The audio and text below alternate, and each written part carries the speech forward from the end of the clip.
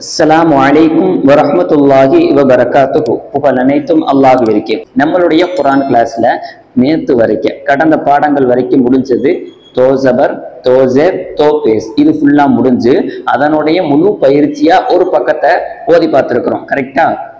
ஒரு சின்ன பயிற்சி மாதிரி பார்த்துருந்தோம். அதுக்கப்புறம் உள்ள பாடம் தஜ்வீதுடைய பாடத்தை இந்த கிதாப்ல கொண்டு வந்திருக்கிறாங்க. அதுதான் கொஞ்சம் ஒரு வித்தியாசமான ஒரு செயல்பாடாகவும் இருக்குது.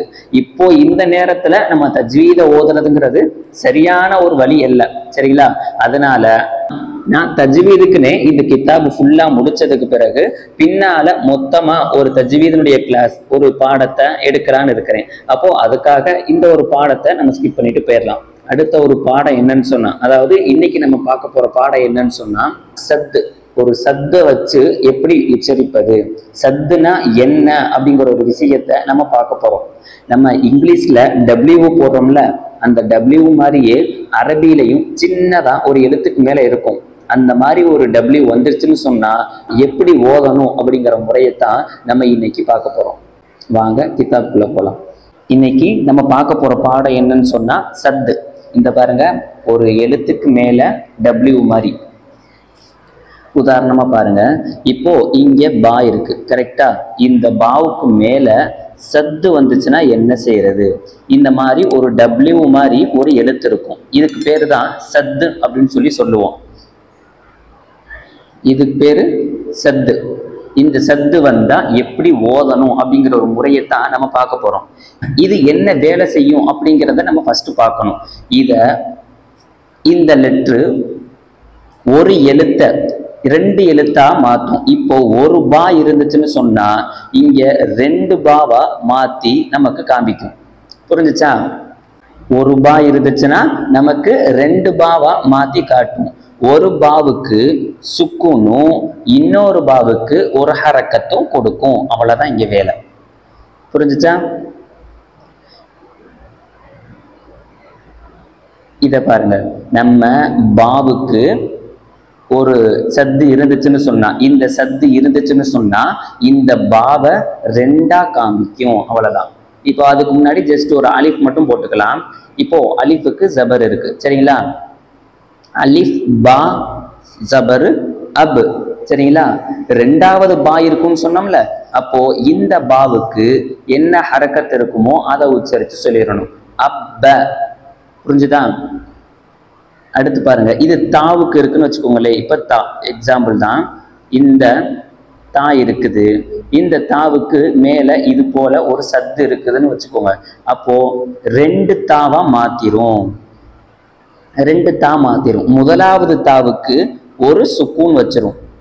ரெண்டாவது தாவுக்கு என்ன யாராப் இருக்குதோ ஏதாச்சும் ஒரு ஹரக்கத்தை நம்ம கொண்டு வந்து வச்சிடணும். பாருங்க, இப்போ இதுக்கு வைக்கிறோம். அலிஃபும் அதே மாதிரியே வச்சுக்கிட்டோம்னு சொன்னா அலிஃப் தா சபரு அத், தா ஜேரு தி, அத் தி. புரிஞ்சா? இதுக்கு பேர் தான். இது அசல்ல எப்படி இருக்கும்? இது மாதிரி தான் இருக்கும். அவ்வளவுதான். இது இந்த எழுத்து தான் இப்போ நமக்கு அத்தி அப்படின்னு மாறி இருக்குது. இது எப்படி வாசிச்சோம்? அப்பு ப, அப்ப வாசிச்சோமா? இது அசல்ல அலிஃப் பா, இது ஒண்ணுதான் இருக்கும். இது அப்ப. இந்த லெட்டர், இந்த மூணு வார்த்தையும் தான் நமக்கு இந்த ரெண்டு வார்த்தையா காண்பிச்சிருக்காங்க. அப்போ இதுல இருந்து உங்களுக்கு என்ன புரியுது? ஒரு டபிள்யூ மாதிரி ஒரு லெட்டர், ஒரு எழுத்து, டபிள்யூ மாதிரி ஒரு லெட்டர் ஒரு எழுத்துக்கு மேல வந்துச்சுன்னு சொன்னா அந்த லெட்டரை இரட்டிப்பா காட்டுவது தான் இதனுடைய வேலை. ஒரு எழுத்தை ரெண்டா காமிக்கும். உதாரணமா அலிஃப் பா இந்த இருக்குது, இத அப்ப, அதாவது முதலாவது பாவுக்கு சுக்கூனும் ரெண்டாவது பாவுக்கு ஹரக்கத்தும் கொடுக்கும். பாருங்க, இதுல சொல்லியிருக்கிறா பாருங்க, சத்து இருக்குதா? அலிஃப் பா ஜபர் அப்ப, அலிஃப் பா ஜபர் அப், பா ஜபர் ப, அப்ப. இது இப்படிதான் பிரிஞ்சிருக்கு. அலிஃப் சுக்குன், அலிஃப் பா ஜபர் அப், பா ஜபர் ப, அப்ப. பாருங்க, அலிஃப் பா ஜபர் அப், பா ஜபர் ப, அப்ப. அலிஃப் பா ஜேரு இப், பா ஜபர் ப இப்ப. அலிஃப் பா பேசு உப்பு பா ஜபர் ப உப்ப. அலிஃப் பா ஜபர் அப்பு பா ஜேர் பி அப்பி. அலிஃப் பா ஜேர் இப்பு பா ஜேர் பி இப்பி. அலிஃப் பா பேசு உப்பு பா ஜேர் பி உப்பி. அலிஃப் தா ஜபர் அத்து தா ஜபர் த அத்த. அலிஃப் தா ஜேர் இத்து தா ஜபர் த இத்த. அலிஃப் தா பேசு உத்து தா ஜபர் த உத்த. அலிஃப் தா ஜபர் அத்து தா ஜேர் தி அத்தி. அலிஃப் தா ஜேர் இத்து தா ஜேர் தி இத்தி. அலிஃப் தா பேசு உத்து தா ஜேர் தி உத்தி.